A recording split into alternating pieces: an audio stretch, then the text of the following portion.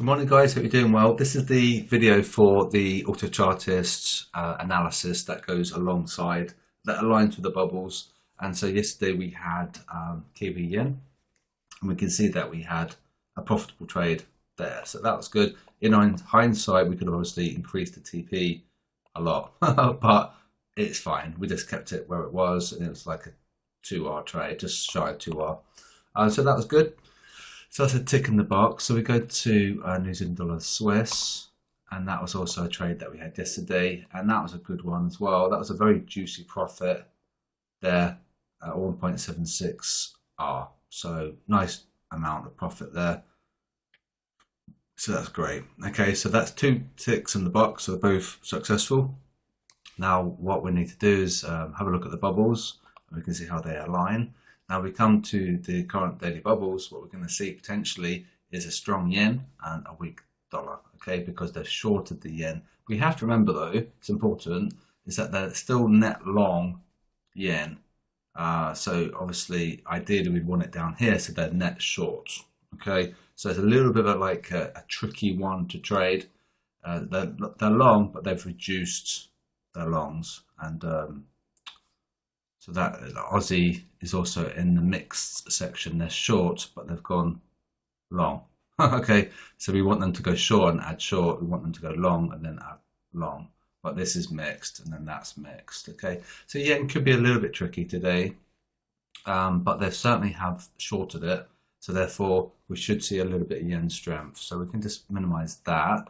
So we know that we had two good trades yesterday. That's great. And then we're just going to come to AutoChartist, and we're going to see if we can find anything that aligns with the bubbles. And it may be the case, there may not be a situation, there is going to be a trade today.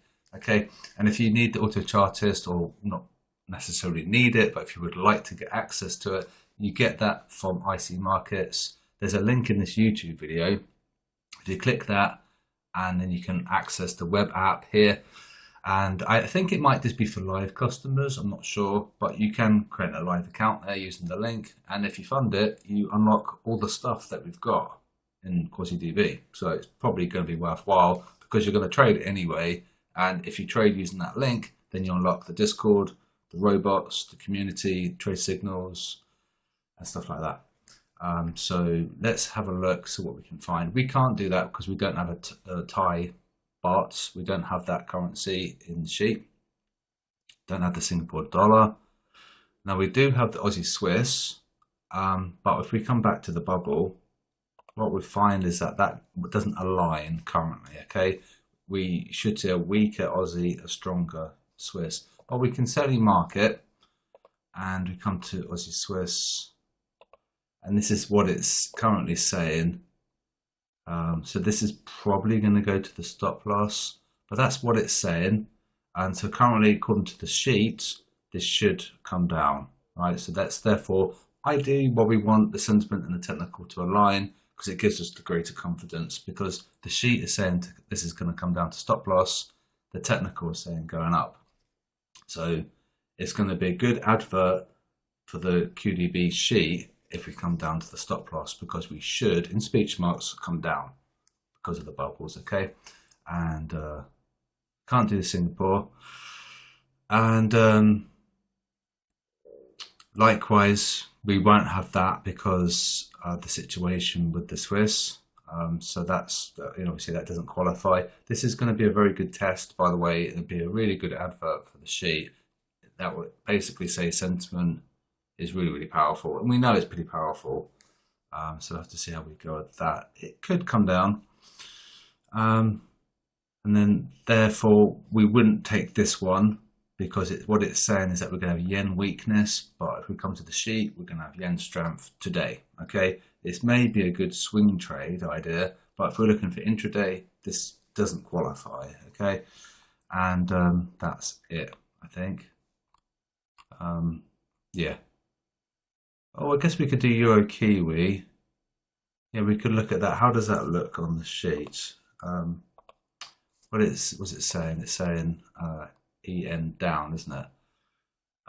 Strong New Zealand dollar, weak euro. So that would qualify for a sell. So this would be a setup. Okay. So come to the Euro Kiwi, and what is it saying? So it's saying to pretty much enter. Oh wow, okay, let's pump it a bit, isn't it? Where's the? I've got resistance overhead. Okay, an hour ago. Okay, so a little bit late on it, but it's saying 1966. So 20 pips off that already, and it's saying to come down. So this could be a good one to look at. So we're going to enter not at market, but where they suggested 1966, and we're going to target 195.70.